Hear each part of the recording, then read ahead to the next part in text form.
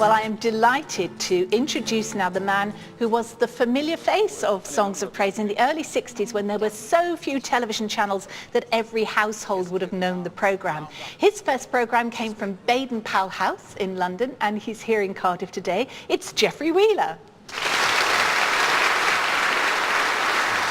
Now, Geoffrey, of course, you were already well established as a television presenter. You did television top of the form before you took on Songs of Praise. Now, did this series feel a bit different? Very, very different. I mean, technically it was the same. You know, the same cameras, the same lights, the same lines to remember. All these sort of things were the same. But underneath it all was a much more serious purpose. A lot of programs are done just for fun. This was fun too, but it really meant something to the people who were making the program, and I think it showed. Now, many of the programmes, of course, were live, including one very memorable occasion when Winston Churchill died. On that day, you presented a programme from his old school in Harrow. What do you remember of that? I remember everything about it. I had to get immediately from Broadcasting House up to Harrow and the Hill on the tube, and there was a complete standby unit. His timing, I have to say, was perfect. We knew he was ill, but he actually died that morning, and we were able to go straight into rehearsal for the programme. This was a really, really important moment in the history of the nation. And we were doing this live. There wasn't going to be a second chance. We had to get it right.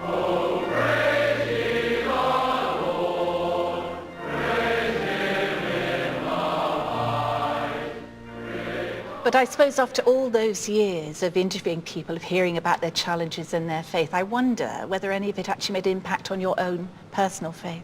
Oh, I think it did. Because you meet a lot of people, as you know, when you're interviewing people. But when you meet somebody who is enormously moving in what they say, it's very humbling. And you look at your own life and you think about it again. Well, as you're here, will you slip back into the familiar role and introduce the next hymn for us? Yes, of course, Pam. We've heard a lot, haven't we, about royal weddings lately. Well, this next hymn was chosen by the Queen for her wedding. The music was written specially for it. It's a hymn of hope. Ransomed, healed, restored, forgiven. We've a new beginning to look forward to.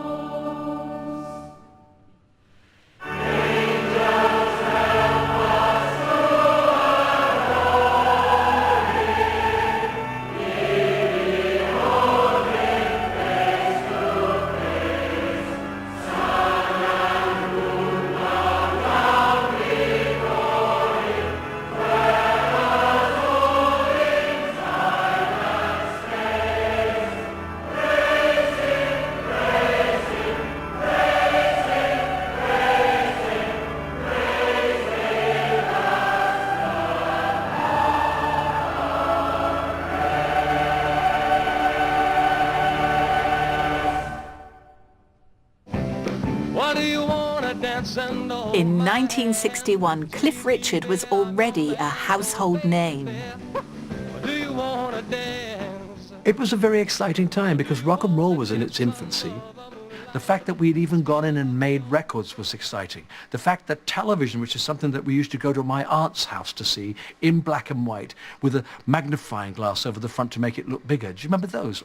So the whole period was a freshness. Now, I know that we'll probably never, ever capture that again. So what were the highlights of that time? Where were the performances you remember or the awards that came your way that were special? Being on television, doing Sunday night at the London Palladium. Thank you very much. And now we'd like to introduce to you our vocalist, Cliff Richard. The young ones, darling, we're the young ones. You could have remained very private about your faith. Instead of that, you stepped out on the stage of the Billy Graham rally in 1966, which was quite a momentous decision, really. It was so nerve-wracking to get up and speak to these people, and knowing there must have been that huge area that they have there for people when they come forward. Billy usually says to people, if you want to give your life to Jesus, come forward. This means nothing in itself, but you'll be met by somebody will stand next to you and will help you make the next step. And that space was full of press. So I was terrified. So as a young, enthusiastic, evangelical Christian, as you were at that time, was Songs of Praise even on your radar? I'd be working somewhere, anywhere, and have a Sunday off or whatever, be in the hotel room. I used to tend to stay sleeping late, and I used to watch Songs of Praise there. And as the concept changed and grew, suddenly you found that you were getting people from all walks of life coming and talking about how they received their faith, how they achieved that moment of recognition of Jesus being this vital factor in our lives. And it was encouraging to see that. For me, it was encouraging. The tranquility of the worship. I still think we need to feel there's a focal point for all of us to be able to share our faith. And I hope that as the years go by, Songs of Praise becomes more and more necessary. It's not just a TV show. Young ones have been an important part of Songs of Praise right from the first programme, when a children's choir performed All Things Bright and Beautiful, sung now by youngsters from Cardiff.